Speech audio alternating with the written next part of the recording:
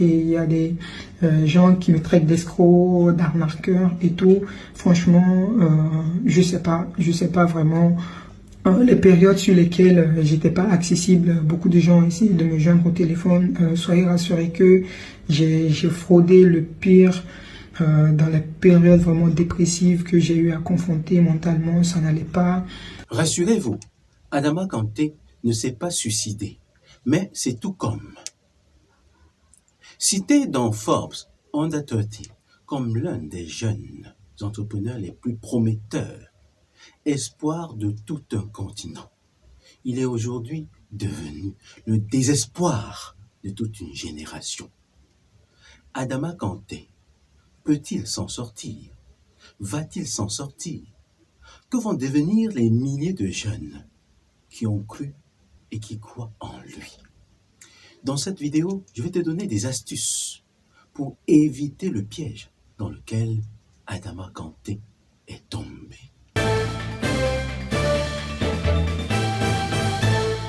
Bonjour, je suis George Kamsou. Bienvenue sur ma chaîne Réussir sa vie. Ici, nous parlons solutions, opportunités, objectifs, stratégies. Parce que le bien-être de l'Afrique dépend des Africains, eux seuls. Nous vous aidons à vous poser les bonnes questions pour avoir les meilleures réponses et des solutions appropriées aux problèmes de la vie de tous les jours. Abonne-toi et actionne la cloche de notification pour recevoir nos vidéos édifiantes. Partage-la autour de toi pour faire grandir la communauté.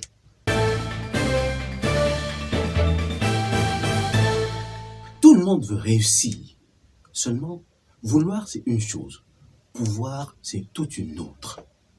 À travers ce livre, Réussir sa vie et dans la vie, je te donne des clés pour réussir à travers l'analyse de la vie de plus d'une dizaine de personnalités bien connues.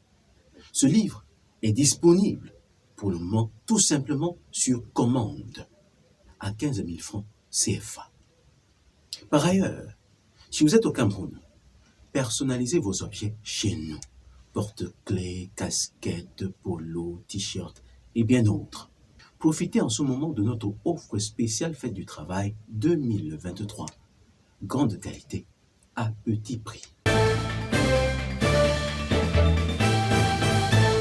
Mon ambition vraiment c'est d'être l'un des acteurs les plus influents sur le marché agroalimentaire, pas seulement en Afrique mais en Europe. Nous allons analyser la situation de Adama Kanté à travers une trilogie. Perte d'argent, perte légère. Perte de relations, grande perte.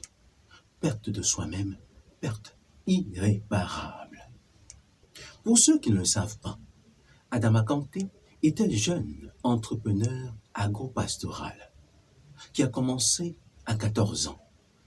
Il est depuis un modèle, une icône pour beaucoup de jeunes.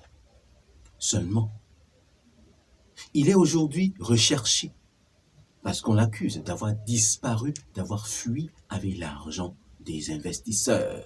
L'année dernière, en 2020, j'étais dans le puits, ça trouvait que mes plantes étaient en train de sécher à défaut d'eau. Donc là maintenant, moi et mon équipe, surtout, je les salue beaucoup. Le seul espoir que j'avais, c'était de redescendre dans le puits, creuser malgré que j'avais pas de moyens financiers pour payer d'autres personnes. Donc un de mes gars a pris le téléphone en selfie et directement a fait une vidéo. J'ai essayé d'encourager les jeunes dans le milieu entrepreneurial pour ne pas vraiment baisser les bras. Avant son buzz de 2020, Adama Kanté a eu à perdre de l'argent. On le connaît à travers son projet Cocorico Mali et plusieurs autres. Seulement, Adama était le centre de son business. Il dut lui-même avoir eu un prêt d'un banquier d'une valeur de 500 000 pour lancer son projet de jus. Mais cela a royalement foiré. Mais Adama ne s'est pas plaint. Il a plutôt vu en cela une opportunité pour découvrir ce qui ne marche pas. Et tout cela parce que Adama était le centre de son business. Son business ne dépendait que de lui. Il faisait les choses à sa taille, des choses qu'il pouvait maîtriser. Il y a un banquier qui m'a vraiment fait confiance, qui a vu en moi un jeune qui était vraiment motivé. J'ai pu bénéficier d'un emprunt de 500 000 francs CFA. Donc je suis allé au laboratoire pour pouvoir transformer mes jus parce qu'on travaillait là-bas de manière temporaire. Donc il n'y avait pas des formules très adaptées aux jus que moi je voulais faire, plus précisément les jus de betterave. Donc moi-même j'ai dû développer les formules de production. Et là maintenant les prêts bancaires que j'avais eus, donc j'ai tout investi dans cette production et boum, c'était pas la bonne formule. Les bouteilles de jus étaient fermentées, ça a commencé à exploser dans le laboratoire. Donc j'ai perdu tous les stocks de jus ainsi que le prêt bancaire. C'était vraiment chaud. En 2020, il est entré dans son puits pour le creuser parce qu'il n'avait pas d'argent pour payer d'autres personnes. Et cette vidéo est devenue virale. On a vu un jeune dévoué, un jeune travailleur, un jeune inspirant. Et cela a suscité la joie, a suscité l'admiration de tout le monde. Et depuis lors, les projecteurs sont braqués sur Adama. Jeunes, arrêtons de nous plaindre de la vie. C'est la vie qui doit se plaindre de nous, car chaque jour est un défi, un challenge pour élever notre potentiel. Alors, servons-nous de nos moyens de bord à nos débuts de projet, car ce sont les meilleurs moyens, solutions pour atteindre l'échelle ou la réussite. Mon financement participatif pour le projet Food Santé est toujours en cours. Nous sommes déjà à 1 500 €. L'objectif est de collecter 15 000 € pour pouvoir mettre en place une unité de transformation pour Food Santé. Alors, contribuons et le continent avance. Merci beaucoup. Les problèmes de Adama Kanté se situent essentiellement à 3 niveaux. Il est victime de son potentiel. Il est victime de son succès. Il est victime de la cupidité des hommes.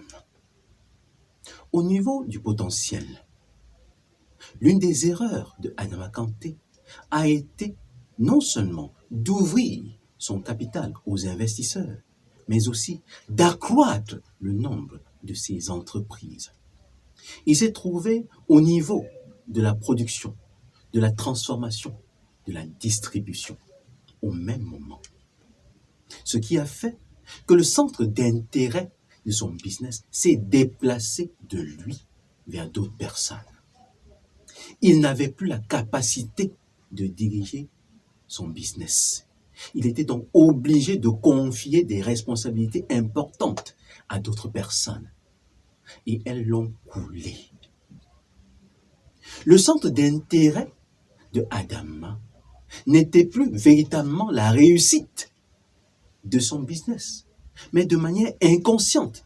Le centre d'intérêt, c'était la satisfaction des investisseurs. Et oui, il fallait satisfaire les investisseurs pour qu'ils puissent davantage investir et que le business marche. Donc, il y a eu inversion de priorité. Quand Adama était seul, la priorité c'était son business. Mais dès lors qu'il y a eu d'autres personnes, il y a eu des investisseurs et des personnes qui ne prennent pas le risque avec eux, ils sont venus mettre leur argent, ils sont venus fructifier leur argent. Dès lors, Adama avait sur ses épaules des fardeaux qui le dépassaient, des fardeaux qui, de manière involontaire, changeaient son ordre de priorité. Parce que les investisseurs sont chiants. Quand on travaille avec des hommes, et quand ils ont l'impression d'être importants, alors ils vous font souffrir. C'est pour cela que beaucoup d'investisseurs, à un moment, sont venus retirer leurs investissements. Ce qui a davantage fragilisé Adama, qui en avait davantage besoin. Et il s'est trouvé obligé de promettre des rentabilités énormes, faramineuses. Tout simplement parce qu'il voulait avoir beaucoup d'investisseurs en un laps de temps pour pouvoir fructifier son business. Il a oublié que quand une lumière brille, cela ne plaît pas à tout le monde. Il a oublié qu'il avait autant d'ennemis que d'amis. Pendant qu'il se battait pour que son business marche, il a oublié que d'autres se battaient pour que ça foire. Adama, sans le savoir, s'est fait piéger. Il a donné l'occasion aux gens de le voler. Dès lors qu'il n'avait plus la possibilité, dès lors qu'il n'avait pas la capacité pour pouvoir contrôler tout son business. Il s'est accru, son expansion a été trop rapide. Il a été trompé par l'argent. Dans la vie, le plus dur n'est pas l'argent. Mais le plus dur, c'est de rester soi-même ayant l'argent. Le plus dur, c'est de ne pas avoir les problèmes avec l'argent des gens. Le plus dur, c'est de ne pas rater son objectif, de ne pas perdre ses valeurs à cause de l'argent. Le plus dur, c'est de pouvoir garder le contrôle quand on a l'argent des gens. Et c'est difficile dans un projet dans lequel l'argent des investisseurs dépasse ta propre mise. C'est pratiquement impossible. C'est difficile dans un cadre où les investisseurs ne prennent pas les risques avec toi. Ils sont comme des gens qui te prêtent l'argent et attendent juste leur intérêt. C'est difficile. Adama est tombé dans ce piège. Adama a cru que parce que les projecteurs étaient focalisés sur lui, alors il pouvait avoir des ressources. Il s'est fait tromper par les intentions des gens, par les promesses. Beaucoup d'investisseurs ont promis investir, ce qui a donné à Adama de pouvoir agrandir son projet. Mais au moment d'investir, ils ne l'ont pas fait, ce qui a fauché toutes ses prévisions sur le papier. Et puisque il y avait d'autres intervenants dans le projet, ça devenait difficile pour Adama de pouvoir cacher quoi que ce soit. S'il était le seul investisseur, alors il pouvait pleurer et en tirer les leçons. Mais dans le cadre présent, il ne peut pas seulement tirer les leçons, parce que les gens ne vont lui faire aucun cadeau. Il y a une chose que les gens oublient. Les gens n'aiment pas les gens. Les gens aiment la position des gens. Les gens sont venus vers toi, Adama, parce que tu avais une position qui pouvait les servir. Ils sont venus vers toi parce qu'ils voyaient une opportunité de se faire de l'argent. Ils ne sont pas venus parce qu'ils t'aimaient. Jamais. Mais tu as cru que les gens croyaient en toi, qu'ils t'aimaient. Mais non. Ils croyaient en ta position. Pour preuve, aujourd'hui, c'est les mêmes investisseurs qui sont sur ton chemin, qui te dénigrent, qui te menacent de mort. Adama a été victime de la cupidité des hommes. Adama, parce qu'il voyait grand, parce qu'il pensait au développement de l'Afrique, parce qu'il pensait à la jeunesse, et allait trop vite, beaucoup trop vite. Il a cru qu'avec l'argent des gens, il pouvait aider les autres. Ça ne marche jamais comme ça. Jamais, jamais, jamais. Quand tu es dans la souffrance, les gens vont prier pour que tu en sortes. Mais le jour où tu sors de la souffrance, tu deviens un problème pour eux. Adama Kanté, tu n'as pas compris cela. Aujourd'hui, les jeunes qui t'ont suivi, les jeunes qui croient en toi, sont désorientés. Parce que, quelle que soit ta bonne foi, tu ne peux pas prouver. Les gens ne peuvent pas être unanimes sur ta bonne foi. Nous t'avons vu avancer, nous t'avons vu évoluer. Mais ceux qui ont investi ne veulent rien entendre. Ce qu'ils veulent, c'est leur argent. Perte de soi, perte irréparable. Aujourd'hui, Adama Kanté est déprimé. Il fuit partout. 1. Parce qu'il a l'argent des investisseurs à rembourser. Où va-t-il prendre cet argent? 2. Parce qu'il a été présenté comme modèle pour la jeunesse. Aujourd'hui, il se trouve être le désespoir de toute une génération. Adama a perdu le repère. Il ne sait plus quoi faire. Parce que pour se retrouver, il faut d'abord que les investisseurs soient payés, pour que la confiance puisse être rétablie.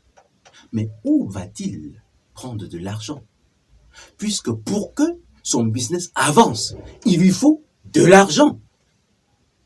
Or, maintenant, son nom est déjà sali. Qui va accepter de lui donner de l'argent maintenant? Adama Kanté peut-il s'en sortir? Pour s'en sortir, il faudrait que les investisseurs le comprennent. Vont-ils le comprendre? Pour s'en sortir, il faudrait qu'il y ait d'autres investisseurs. Va-t-il en avoir? Puisque pour le moment, son nom est gâté. Voilà, nous demandons l'indulgence de tous les investisseurs à la patience. Nous allons travailler et pouvoir réguler cette situation.